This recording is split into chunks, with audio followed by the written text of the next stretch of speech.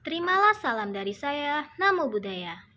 Perkenalkan, saya Liani Kristi Lewis dengan NIM 40123111006 dari kelas 2F Fakultas Hukum Universitas Bangka Belitung.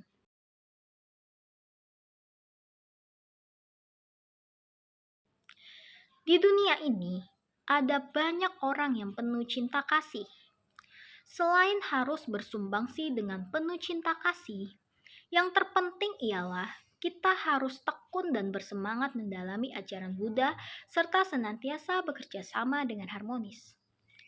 Dengan adanya kerjasama yang harmonis, barulah kita dapat menyebarkan kekuatan cinta kasih ke setiap tempat di dunia dan membawa harapan bagi masyarakat. Inilah tujuan dari pembabaran ajaran Buddha. Semua bentuk pembabaran Dharma adalah demi mencapai satu tujuan penting ini.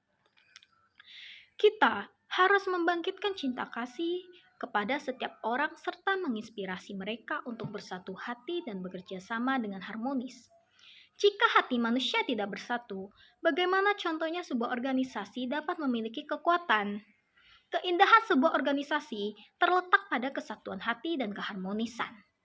Dengan bersatu hati, harmonis, saling mengasihi dan bergotong royong, barulah kita dapat menjangkau orang yang membutuhkan dengan semangat dan kekuatan bodhisattva. Dalam ceramah ini, saya berkata bahwa dalam mempraktikkan semangat Mahayana, kita jangan bersikap membeda-bedakan. Kita harus sangat memandang penting prinsip kebenaran. Kita juga harus tekun dan saling menyemangati untuk mendalami ajaran Buddha. Bodhisattva sekalian, kita juga harus meningkatkan semangat dan ketekunan untuk mempelajari ajaran Buddha.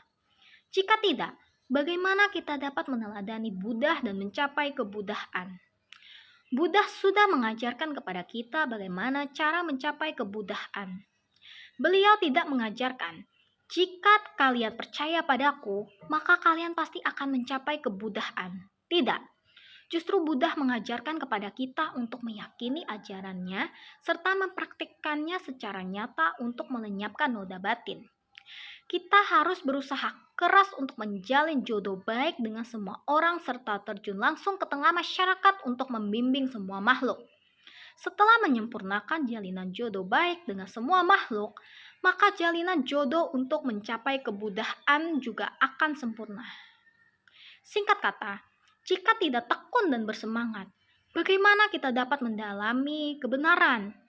Beberapa hari ini, saya terus mengulas tentang Devadatta.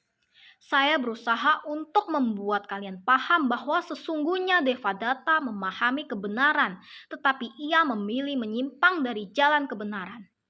Meski tahu bahwa prinsip kebenaran sangat baik, tetapi dia enggan tekun dan bersemangat. Selain tidak tekun dan bersemangat, dia juga berjalan menyimpang dari kebenaran sehingga akhirnya jatuh ke alam neraka. Meski demikian, Buddha tetap meramalkan bahwa Devadatta dapat mencapai kebuddhaan karena dia mendengar Dharma.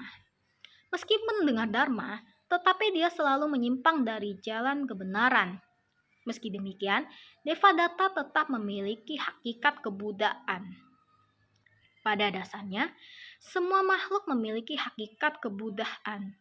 Namun, ada orang malah berpikir, jika demikian, bukankah berarti saya dapat berbuat sesuka hati?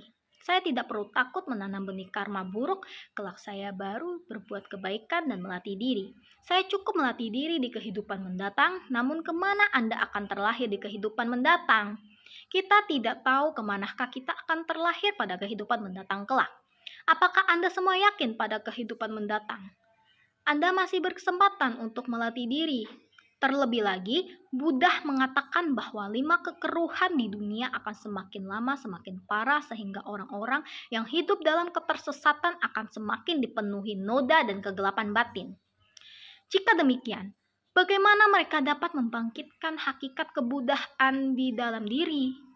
Karena itu, kita harus memanfaatkan waktu sebaik mungkin untuk melatih diri. Kita harus tekun dan bersemangat melatih diri serta giat melenyapkan noda batin dan sikap bermalas-malasan.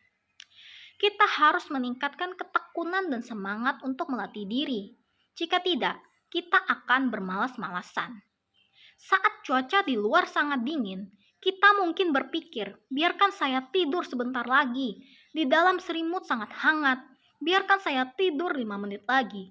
5 menit ini entah berlanjut sampai kapan. Saat mendengar suara ketukan kayu, kita hendaknya segera bangun. Dengan begitu, kita dapat merasa tenang dan damai karena telah mengikuti kebaktian pagi dan mendengar dharma. Singkat kata, waktu berlalu dengan cepat. Saya berharap semua orang dapat bekerja sama dengan kesatuan hati dan harmonis serta saling menyemangati untuk tekun mendalami dharma. Kita harus memanfaatkan waktu untuk melatih diri. Jika kita bermalas-malasan, maka waktu kita akan berlalu sia-sia dan kehidupan kita akan tidak bermakna. Jadi, saya berharap kalian dapat lebih bersungguh hati. Sekian dari saya.